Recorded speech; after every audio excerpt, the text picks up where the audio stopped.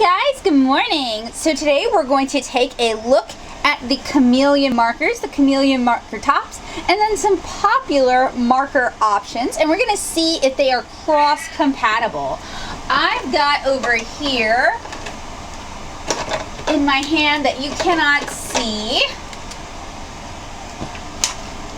a Neopico 2, which I'm adding to the collection, a Chartpak AD marker, a Copic Sketch blender, and a Prismacolor blender. We're going to do some compatibility and some comparisons. So we're going to start by taking a look at the Chameleon Color Tones marker. They've got the color family listed on the top as well as the name. And if there's anything I've missed, you guys should check out nattosoup.blogspot.com for the review. There's also a sample of the color on the body of the marker, as well as the color name. And if we line this up all properly, it indicates which end is the brush tip, which end is the bullet tip, and the color name there as well. Now, with alcohol markers, you guys do need to remember these should be stored horizontally. This probably goes double for Chameleon markers because they have a blender solution here in this cap, and then they have the marker color here in this body.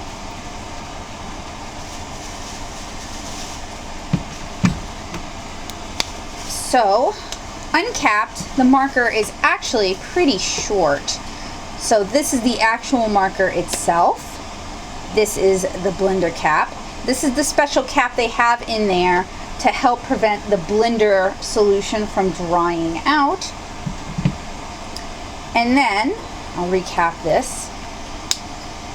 You will work by placing the whatever tip you wish to infuse with blender or color, and then you put the blender chamber on, and then you count for however long you're going to want that to blend or infuse. And I find a 15 count is usually more than significant. Now with some colors you're going to see the blender solution sort of infuse into the marker itself, and you want to hold it up like this so that gravity forces that blender solution into your marker. And then I'm going to zoom way in.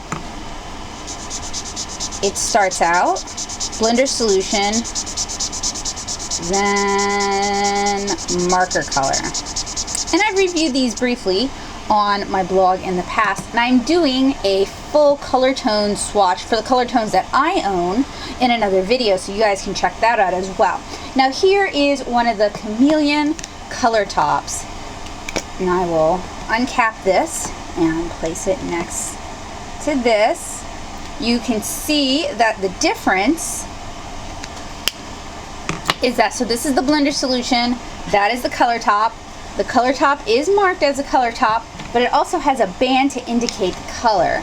And then on the tops of both are the color families and the color name. So let's recap this so it doesn't dry out.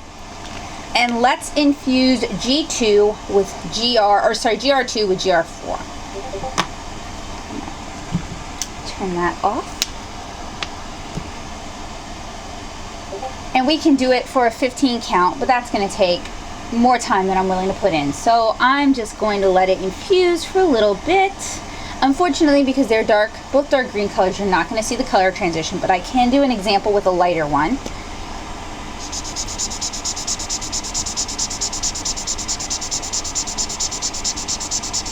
So you can see there was some color transition between the two. But let's switch to a color where you can more readily see the transition. Let's do it with a red. And I'm going to use the brush tip. So we're doing RD3 with GR4.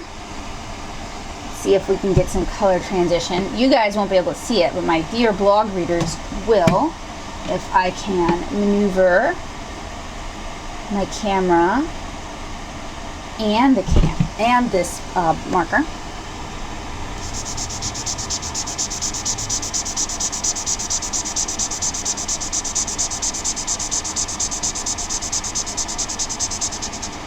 And then sometimes if you twist the marker, you get some more color like this, so it's not always perfect.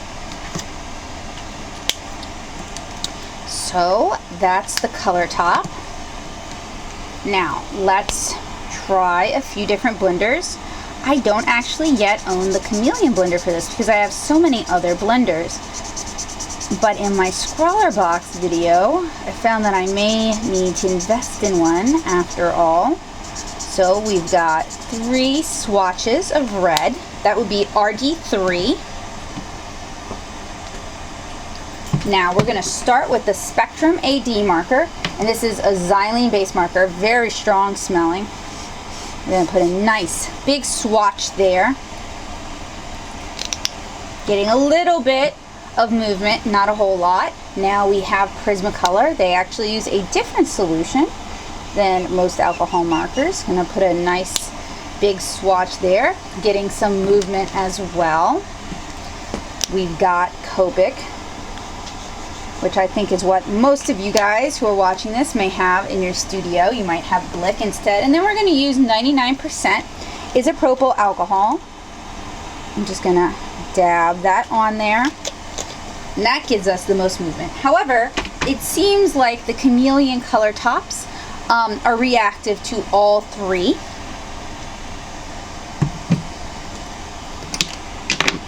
Now, we're going to move this aside for a little bit, and we're going to focus here on the color top itself, and we're going to see what markers will fit in it. So we've got a NeoPico 2, which is about the same size as the NeoPico Color or the Kuretake brush and fine pin. So if this will work, you should be able to get the other ones in. We're going to hold it in tip to tip and give it some time.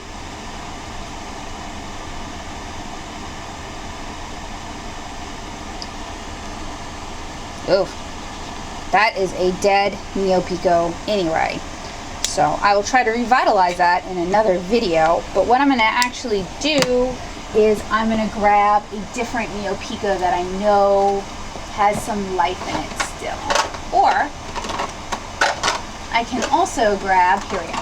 Here's a NeoPico, and also here's a Copic Ciao, which should fit. So we're going from a very light blue to dark green, or rather from a very dark green to light blue, because that's how the blending works with the color tops. And we're just going to have to hold it in place. You can't click it in place.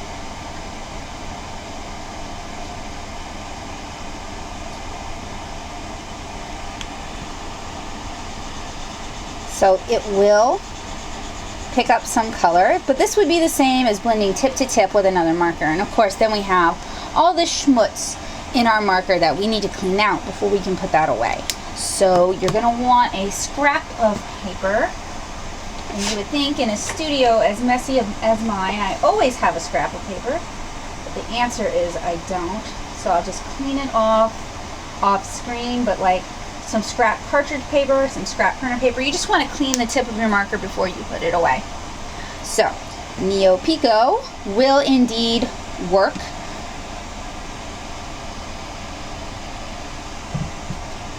Then we've got this really bright green. So I'm going to switch over to a brown just so that we can see what I'm doing. And we're going to go brush tip.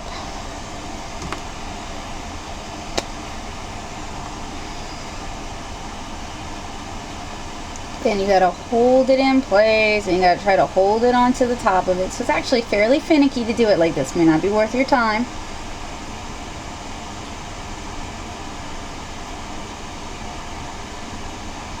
Or rather, the brush to brush technique might just be a better technique for you for this. Okay. You can get a transition with the Copic as well. And you see it even leaves a line of the brown. We want to get all that brown out. So again, off screen, cleaning my brush tip.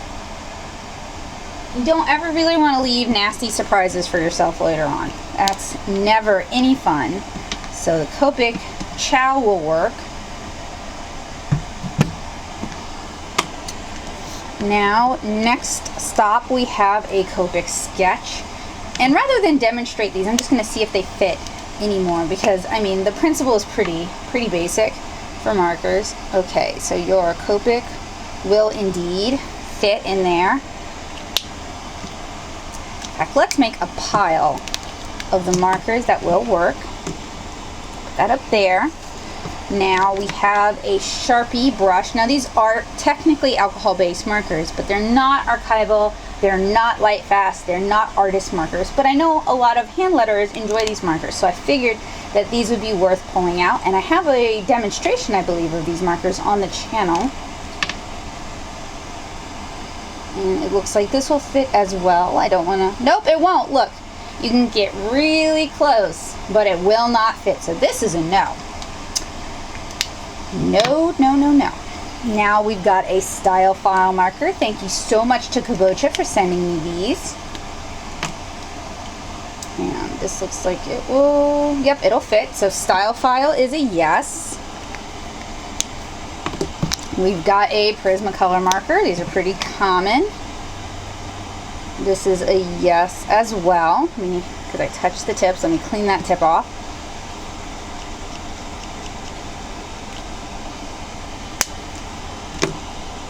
And I think a lot of the markers that are common on the market will resemble one of these body shapes, minus the boxy Kuretake. Let me grab those. I usually recommend against those anyway. So this is actually a 2.0. It's a knockoff, but it uses the Kuretake, the old Kuretake body shape.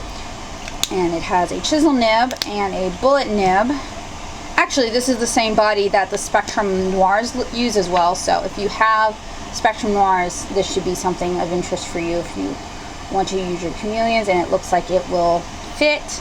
So Chameleons, Spectrum Noirs should also fit, not Chameleons, I'm so sorry. Kuretake, Spectrum Noirs should also fit. So, we've got our lineup of working markers. And for those of you who don't know, Chameleon markers are refillable. You can get the refill inks at Dick Blick. You can check my description below for a link.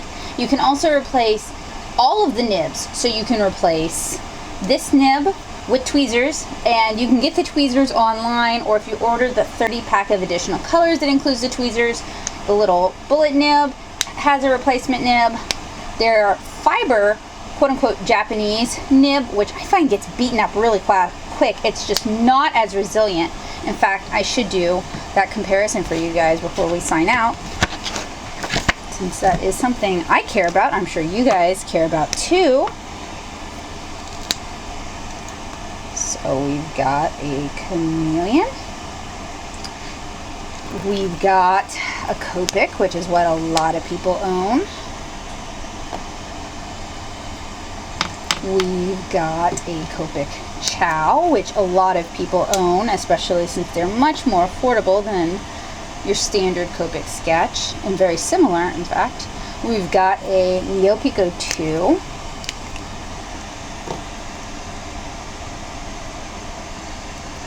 We've got a Stylefile.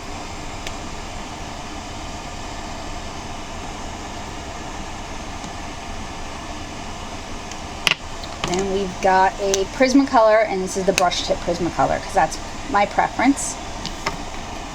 Scooch that up a little bit better on camera. All right. So that is our lineup of alcohol markers, and I'll just go through them briefly. Stylefile has a rubber foam brush nib and a felt chisel nib. Performs not bad. You guys can look forward to a small review on that. The Chameleon has a fiber nib and a fiber bullet nib. They are replaceable. You can find those replacements online, which is probably not the case for the Stylefile. And yes, I need to put that away so it doesn't dry out. But the body profile is huge, and I'll show you guys that in a minute as well. We've got the Copic, which has a foam rubber nib and then a felt or fiber chisel nib. Those foam rubber nibs are like gold. We've got the Ciao, which is the same thing in a smaller body and a cheaper price point. We've got the Neo Pico 2s, which have a foam nib and a fiber chisel and are a little bit harder to get. They've been replaced, it seems, with the Neo Pico Color, and you guys can look forward to that review. And then we have the Prismacolor, which is a foam rubber nib, a little more rubbery than, say, the Copic, and a felt or fiber bullet nib. And then lengthwise, the Chameleons are huge. It's definitely something that it's the size of, say, a small sketchbook, which it literally is the size of a small sketchbook. It's the size of the Strathmore Visual Art Journal I'm using for this review. So I hope you guys found this helpful, informative, and useful. If you did, make sure you leave me a thumbs up. I have more Chameleon videos coming up in the queue, and I've reviewed dozens of alcohol markers here on this channel and over at natosoup.blogspot.com, and you can find those reviews in the Alcohol Markers Hub page. I would appreciate it so much if you shared this video on Pinterest, Twitter, or Facebook, or even Instagram. Share it with somebody who will enjoy it and can benefit from it. If you've got a crafty, arty friend who's interested in these markers, make sure you send it their way. It would help me out a lot. And if you want to inspire and encourage future videos, head on over to my Patreon at patreon.com/natosoup and join the Art Nerd community. They're going to be getting a lot of exclusive videos inspired around these Chameleon markers. So thank you guys so much for watching. I hope to see you guys again really soon, and I hope you enjoyed this video. Bye guys!